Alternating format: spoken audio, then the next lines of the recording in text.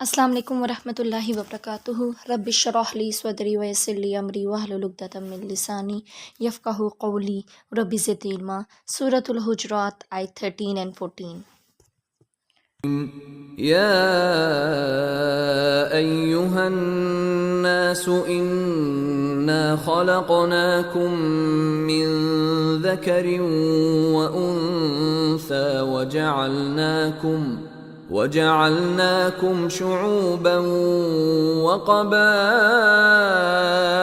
لتعارفوا إن أكرمكم عند الله أتقاكم إن الله عليم خبير قالت الأعراب آمنا قل لم تؤمنوا ولكن قولوا أسلمنا ولما يدخل الإيمان في قلوبكم وَإِن تُطِيعُوا اللَّهَ وَرَسُولَهُ لَا يَلِتْكُم مِّنْ أَعْمَالِكُمْ شَيْئًا إِنَّ اللَّهَ غَفُورٌ رَّحِيمٌ۔ اے لوگو، بے شک ہم نے پیدا کیا تمہیں ایک مرد سے اور ایک عورت سے، اور بنایا ہم نے تمہیں قومیں اور قبیلے تاکہ تم ایک دوسرے کو پہچانو۔ بے شک تم میں سے سب سے زیادہ عزت والا اللہ کے نزدیک تم میں سے سب سے زیادہ تقویٰ والا ہے۔ بے شک اللہ خوب علم والا ہے، خوب خبر رکھنے والا ہے۔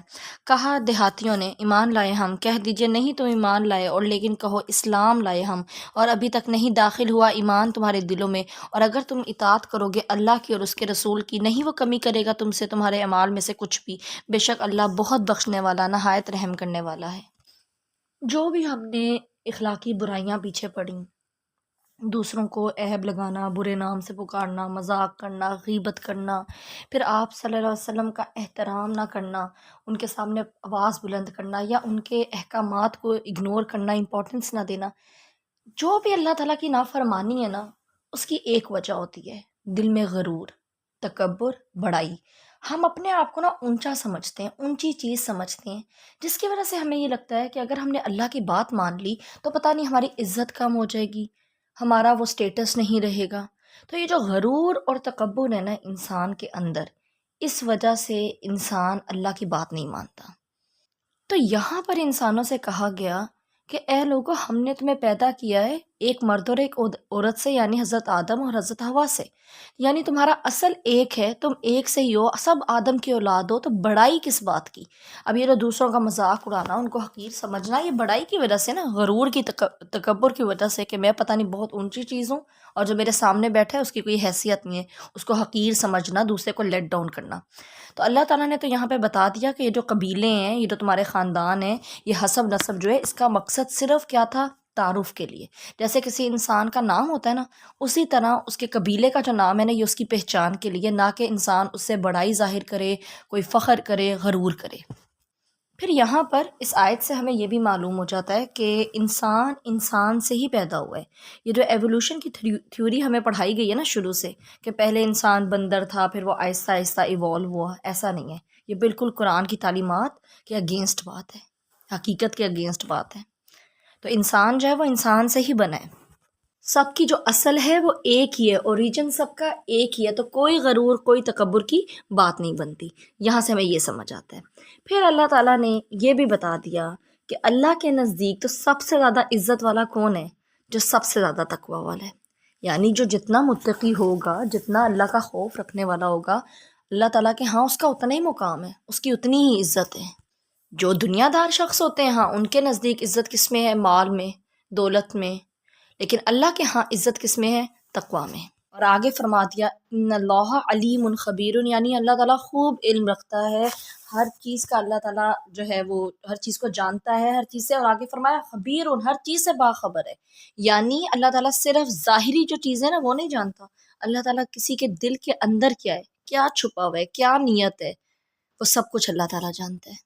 اب ہمیں کیسے پتہ چلے گا کہ ہم میں اللہ کا تقویٰ ہے یا نہیں؟ ہم سب اپنی اپنی زندگیوں کا جائزہ لے لینا کہ اگر تو ہماری زندگی میں اٹھنا بیٹھنا، کھانا پینا، سونا، ہماری جو بھی روزمرہ کے معاملات ہیں، ہر چیز، کمانا، کہیں اس میں حرام تو نہیں شامل. یہ سب چیزیں جو ہے نا اس میں ہمیں اگر ہم یہ دیکھ لیں کہ کیا ہم اس معاملات کو کرتے ہوئے اللہ تعالیٰ سے ڈرنے والے ہیں تو پھر اس کا مطلب ہے کہ ہم تقوی والے ہیں. اور اگر ہم اپنی ذات کو آگے رکھتے ہیں نا اللہ تعالیٰ کے حکم سے تو اس کا مطلب ہے کہ ہمارے دل میں بڑائی ہے، ہم اللہ تعالیٰ کے حکم کو امپورٹنس نہیں دیتے، ہمارے اندر غرور ہے اور ہم متقی نہیں ہیں. اور اگر ہم بہت سارے عمل اس لیے کر رہے ہیں کہ اللہ تعالیٰ ہم سے ناراض نہ ہو جائیں، اللہ تعالیٰ کو راضی کرنے کے لیے کریں. سپوز اگر آپ قرآن پڑھ رہے ہیں تو آپ صرف اس نیت سے پڑھ رہے ہیں کہ میں نے اللہ تعالیٰ کو راضی کرنا ہے، مجھے پتہ چل جائے کہ اللہ تعالیٰ کن کن باتوں سے خوش ہوتے ہیں، کن کن باتوں سے ناراض ہوتے ہیں، میں ان کو اپنی زندگی سے نکالوں، اچھی چیزوں کو اپنی زندگی میں شامل کروں. تو اس کا مطلب کیا ہے کہ آپ کے دل میں تقویٰ ہے، آپ اللہ تعالیٰ کی ناراضگی سے ڈرتے ہیں، اللہ تعالیٰ کی پکڑ سے ڈرتے ہیں. اور اگر کوئی قرآن کا علم اس لیے حاصل کر رہا ہے تاکہ وہ لوگوں پر اپنی بڑائی ظاہر کر سکے یا اپنے آپ کو لوگوں کے سامنے نیک بنا کر پیش کر سکے یا اپنے آپ کو بہت بڑا ثابت کر سکے، تو پھر کیا ہے اللہ تعالیٰ کے ہاں یہ عمل قبول نہیں ہوگا، ایسے شخص کی کوئی عزت نہیں. پھر آگے فرمایا کہ یہ جو بدو لوگ ہوتے تھے، جو دیہات میں رہنے والے ہوتے تھے، یہ کہتے تھے کہ ہم ایمان لے آئے. تو اللہ تعالیٰ نے کہا کہ ان کو کہہ دیں کہ نہیں، ابھی تم ایمان نہیں لائے، ابھی تم کیا لائے ہو؟ اسلام لائے ہو.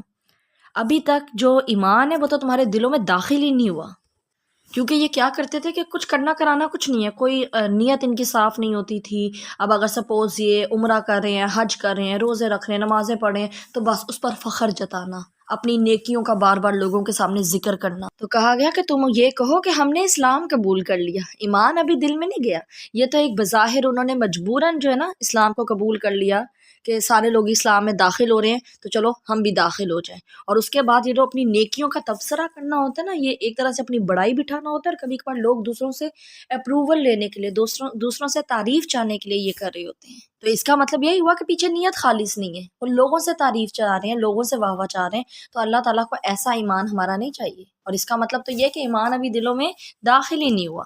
اور ساتھ یہ بھی بتا دیا کہ اگر تم اللہ اور اس کے رسول کی اطاعت اخلاص کے ساتھ کرو گے نا، سچے دل سے کرو گے، ٹھیک ہے، تمہاری نیت صاف ہوگی، تو پھر اللہ تعالیٰ تمہارے اعمال میں سے کچھ ضائع نہیں کرے گا. جو تم کوشش کرو گے اللہ کو راضی کرنے کی، اللہ تعالیٰ اس کا بدلہ تمہیں دے دے گا، اس میں سے کچھ کمی نہیں کرے گا.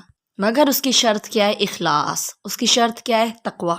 اب ہم سب دیکھیں کہ ہم لوگوں کے جو ارد گرد ایسے بہت سے مسلمان ہیں، میجورٹی، جو صرف اس وجہ سے خود کو مسلمان کہتے ہیں کیونکہ وہ ایک مسلمان گھرانے میں پیدا ہو گئے ہیں. اور جو بھی گھر کے اندر چیزیں چل رہی ہیں کہ نماز پڑھنی ہے، روزہ رکھنا ہے، زکوٰۃ دینی ہے، حج کرنا ہے، عمرہ، تو اس کو وہ بس کر رہے ہیں. ایک ہوتا ہے شعوری ایمان لانا، سوچ سمجھ کر ایمان لانا، اللہ تعالیٰ کو پہچان کر ایمان لانا، اور پھر اپنے عمل کو تبدیل کرنا. اس میں پھر نیت جو ہوتی ہے نا وہ اللہ تعالیٰ کی محبت، اللہ تعالیٰ کا خوف کی چیزیں شامل ہو جاتی ہیں. وہ صرف آپ عادتاً نہیں کر رہے ہوتے کہ سب گھر میں 5 وقت کی نماز پڑھتے ہیں تو ہم بھی پڑھتے ہیں. بے شک اس نماز میں اللہ تعالیٰ کی یاد ہوئی نا. گھر میں ساری عورتیں پردہ کرتی ہیں تو ہم بھی پردہ کرتے ہیں. وہ شعوری طور پر اللہ تعالیٰ کے احکامات کو فالو کرنا ہی نہ اس میں. تو یہاں پر ان آیتوں سے یہ چیز کلیئر کر دی گئی کہ تقویٰ ہوگا، نیت صاف ہوگی، خلوص ہوگا تو اللہ تعالیٰ کے ہاں وہ عمل ایکسیپٹیبل ہے. شعور کے ساتھ اللہ تعالیٰ کی اطاعت کی جائے، آپ صلی اللہ علیہ وسلم کی اطاعت کی جائے، اور پھر اپنی نیکیوں پر فخر کرنے کی ضرورت نہیں ہے، اس کا تبصرہ کرنے کی ضرورت نہیں ہے لوگوں کے سامنے. کیونکہ ایمان تو وہ ہے کہ اگر وہ دل میں اتر جائے تو وہ عمل سے خود بخود نظر آنے لگ جائے. تو آج کے لیسن سے ہمیں یہ چیز سمجھ آتی ہے کہ ہم اللہ تعالیٰ کی اطاعت کر ہی تب سکیں گے، ہم اللہ تعالیٰ کے حکم کے آگے جھک ہی تب سکیں گے، اور اس کو عمل میں لے کر ہی تب آ سکیں گے جب ہم پہلے اپنے آپ کو ختم کریں گے. جب ہمارے دل میں اللہ کا خوف پیدا ہو جائے گا کہ نہیں، میں تو بہت چھوٹی ہوں، اللہ تعالیٰ بہت بڑے ہیں، اللہ تعالیٰ کی پکڑ بہت بڑی ہے، اللہ تعالیٰ کی سزا بہت بڑی ہے، اللہ تعالیٰ کی رحمت بہت وسیع ہے. اگر میرے سے پہلے کچھ گناہ ہو گئے تو اب میں نے اللہ تعالیٰ سے توبہ کر لی تو اللہ تعالیٰ مجھے یقیناً بخش دے گا، مجھے معاف کر دے گا. بس میں اپنی نیت اللہ تعالیٰ کے لیے خالص کر لوں. کیونکہ آگے فرمایا نا ان اللہ غفور الرحیم، اللہ تعالیٰ بہت بخشنے والا ہے، نہایت رحم کرنے والا ہے. اگر ماضی میں کچھ غلطیاں ہو گئیں، کوئی کوتاہیاں ہو گئیں، کسی کے ساتھ کچھ برا سلوک کر دیا، کسی کا مذاق اڑا دیا، غرور کر لیا، تکبر کر لیا، خلوص نیت کے ساتھ کوئی کام نہیں کیا، تو اب اللہ تعالیٰ کی طرف رجوع کر لیا جائے، اللہ تعالیٰ سے توبہ کر لی جائے، کیونکہ اللہ تعالیٰ معاف کر دے گا، اللہ تعالیٰ اپنی رحمت میں لے لے گا. اب ان آیات کی تلاوت. يا أيها الناس إن إنا خلقناكم من ذكر وأنثى وجعلناكم شعوبا وقبائل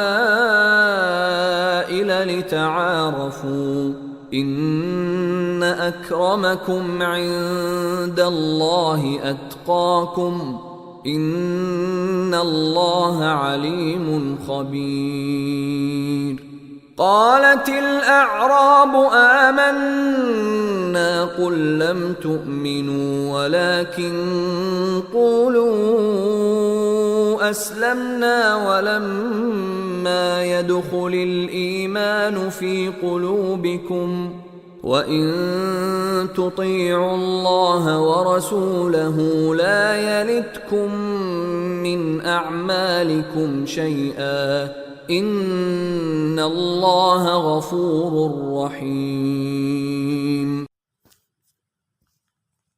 اللہ تعالیٰ سے دعا ہے کہ اللہ تعالیٰ آپ ہمیں حقیقی تقویٰ عطا فرمائیں۔ اللہ تعالیٰ رمضان کا مہینہ ہے، اس مہینے آپ ہمارے دلوں کو تقویٰ کے لیے چن لیں، آپ ہمارے دلوں کو پاکیزہ بنا دیں۔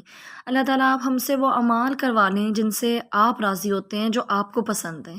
اللہ تعالیٰ آپ ہمارے دلوں میں اپنی بڑائی، اپنی عظمت پیدا کر دیں، اور یہ جو جھوٹی بڑائی کے فریب ہیں ان سے ہمیں محفوظ رکھیں، اور ہمیں اپنی رضا کے مطابق زندگی گزارنے والا بنا دیں۔ یا اللہ آپ ہمیں ان لوگوں میں شامل کر دیں جو آپ کی نظر میں عزت دار ہے، ہمیں ان لوگوں میں شامل کر دیں جو سب سے زیادہ متقی ہیں۔ اللہ تعالیٰ ہمیں ظاہری اسلام سے آگے بڑھ کر حقیقی ایمان کی دولت نصیب کریں۔ یا اللہ آپ ہمارے دلوں کو تقویٰ کے لیے چن لیں، آپ ہمارے دلوں میں ایمان کو مزین کر دیں، اس کو خوبصورت بنا دیں۔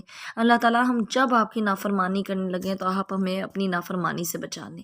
یا اللہ آپ ہمارے دلوں کو ایمان سے بھر دیں، اپنی محبت سے بھر دیں، آپ صلی اللہ علیہ وسلم کی محبت سے بھر دیں، ایمان والوں کی محبت سے بھر دیں۔ اللہ تعالیٰ آپ ہمارے دلوں میں گناہ کی نفرت بٹھا دیں۔ اللہ تعالیٰ آپ ہم سب کو اس دنیا میں بھی بھلائیاں دیں، آخرت میں بھی بھلائیاں دیں۔ اللہ تعالیٰ ہمارے جو پیارے فوت ہو گئے آپ ان سب کے درجات بلند کر دیں۔ اللہ جس کی جو پریشانی ہے اس کی وہ پریشانی دور کر دیں۔ اللہ تعالیٰ آپ ہم سب سے راضی ہو جائیں، جب ہم آپ سے ملاقات کریں تو آپ ہم سے خوش ہوں، آپ ہمیں اپنی رحمت میں لینے والے ہوں۔ اللہ تعالیٰ آپ ہمیں اپنی رحمت سے جنت الفردوس میں داخل کر دیں۔ اللہ تعالیٰ جب ہم آپ سے ملاقات کریں تو آپ ہمیں اپنے دیدار کے لیے چن لیں۔ اللہ تعالیٰ آپ ہمیں، ہمارے والدین کو، ہماری اولادوں کو، ہمارے دوستوں کو، ہمارے سب پیارے رشتوں کو اپنے لیے چن لیں۔ اللہ آپ ہمارے گھروں کو اپنی اطاعت کے لیے چن لیں۔ یا اللہ جو گناہ ہم سے ماضی میں ہو گیا اللہ تعالیٰ آپ ان کو معاف کر دیں، ان سے درگزر فرمائیں۔ یا اللہ جب آپ ہمیں اس دنیا سے لے کر جائیں تو اس حال میں لے کر جائیں کہ ہم آپ کی عبادت کرنے والے ہوں، آپ کے اطاعت گزار، اور ہم سب لوگ جو یہ سن رہے ہیں جب ہم قیامت کے دن ایک دوسرے کو دیکھیں تو بہترین حال میں دیکھیں، ایک دوسرے کو خوش دیکھیں اور مطمئن دیکھیں۔ آمین ثم آمین۔ السلام علیکم ورحمۃ اللہ وبرکاتہ۔